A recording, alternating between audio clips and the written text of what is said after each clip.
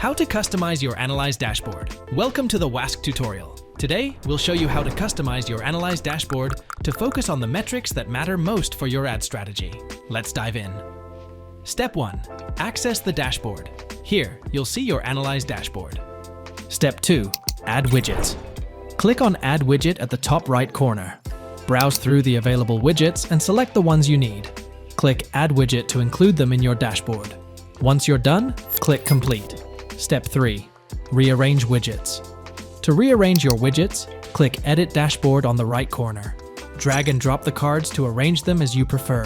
When you're satisfied with the layout, click Save Edit to apply your changes. Step 4. Set date range. Click on Date at the top right corner. Set the date range from the calendar to view data for your selected period. Click Select to apply the date range. And there you have it. For any further questions, you can go to our Help Center, watch other tutorial videos, or reach out to our support team.